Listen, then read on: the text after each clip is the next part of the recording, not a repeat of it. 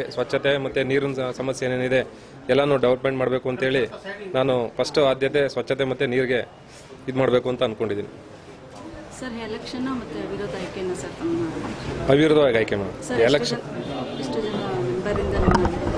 Member 33 ಜನ member 33 ಜನ ಮೆಂಬರಲ್ಲಿ ಯಾರೂ ನಾಮಿನೇಷನ್ ಹಾಕಿರಲಿಲ್ಲ, ನಾನು ಒಬ್ಬನೇ ಮಾಡಿದ್ದು, ಹಂಗಾಗಿ ಅವಿರೋಧವಾಗಿ ಆಯ್ಕೆ ಮಾಡಿದ್ದು. ಸರ್ ಆಯ್ಕೆ ಮಾಡಿರೋದ್ರಿಂದ ಎಲ್ಲರಿಗೂ ಈ ಸಮಯದಲ್ಲಿ ಏನು ಹೇಳಕ್ಕೆ ಬಯಸ್ತೀರಾ ಸರ್?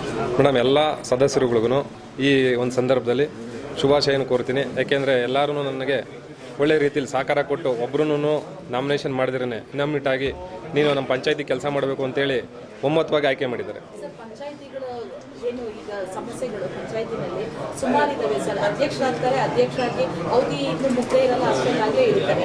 ಹಂಗಾಗಿ ಈಗಿನ ಸಮಸ್ಯೆಗಳು ಅವರು ಏನು ಚೇರಲ್ಲಿ ಕುತ್ಕೊಂಡು ಸಮಸ್ಯೆಗಳು ಕ್ಲಿಯರ್ ಮಾಡೋ ಅಷ್ಟರಲ್ಲಿ ಮತ್ತೆ ಅಧಿಕಾರದಿಂದ ಇಳಿಯುವಂಥದ್ದು ಇರುತ್ತೆ. ಇಲ್ಲ ಮೇಡಮ್, ಆ ಥರ ಆ ರೀತಿ ಯಾವ್ಯಾವ ಸಮಸ್ಯೆಗಳಿಗೆ ಒತ್ತು ಕೊಡಬೇಕು ಅಂತ? ಇಲ್ಲ ಮೇಡಮ್, ಆ ಥರ ಇಳಿಯೋದು ಹತ್ತೋದು ಅದು ಸರ್ವೇ ಸಾಮಾನ್ಯ ಇದ್ದೇ ಇರುತ್ತೆ.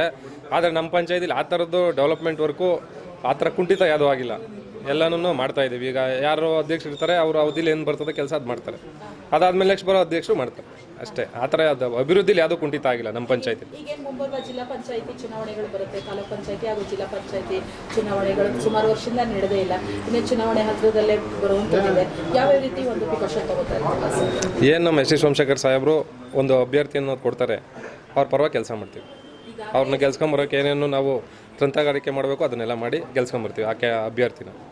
ಯಾಕಂತಂದ್ರೆ ಗ್ರಾಮ ಪಂಚಾಯತಿ ಚಿಹ್ನೆ ಇರಲ್ಲ, ಪಾರ್ಟಿ ಸಿಂಬಲ್ ಬರಲ್ಲ ಸರ್. ಜಿಲ್ಲಾ ಪಂಚಾಯತಿನಲ್ಲಿ ಬರುತ್ತೆ. ಇಲ್ಲೂ ಯಶವಂತಪುರ ಇನ್ನೂ ಗೊಂದಲದಲ್ಲೇ ಇದೆ. ಎಸ್ ಟಿ ಸೋಮಶೇಖರ್ ಅವರು ಬಿಜೆಪಿಯಿಂದ ಈ ಕಡೆ ಕಾಂಗ್ರೆಸ್ಗೂ ಇಲ್ಲ, ಈ ಕಡೆ ಬಿಜೆಪಿ ಇಲ್ಲ. ಆ ರೀತಿ ಒಂದು ಕಾರ್ಯಕರ್ತರಲ್ಲಿ ಮತ್ತೆ ಏನು ಅವರಿಂದ ಇರುವಂಥ ಮೇಡಮ್, ನಮ್ಮಲ್ಲಿ ಪಾರ್ಟಿ ಸಂಬಂಧನೇ ಇಲ್ಲ. ಇಲ್ಲೇನಿದ್ರು ಎಸ್ ಟಿ ಸೋಮಶೇಖರ್ ಅಭಿಮಾನಿಗಳು, ಎಸ್ ಟಿ ಸೋಮಶೇಖರ್ ಮತಗಳು ಅಷ್ಟೇ ಇರೋಂಥದ್ದು. ಎಸ್ ಟಿ ಸೋಮಶೇಖರ್ ಸಾಹೇಬರು ಯಾರನ್ನ ಆಯ್ಕೆ ಮಾಡ್ತಾರೆ ಅವರೇ ಗೆಲ್ಲೋದು. ಇಲ್ಲಿ ಪಕ್ಷ ಏನಿಲ್ಲ, ಸೋಮಶೇಖರ್ ಸಾಹೇಬ್ರದೇ ಓಟ್ ಇರೋದು.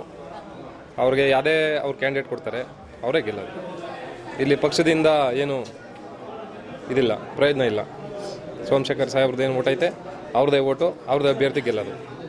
Okay sir, thank you. Thank you.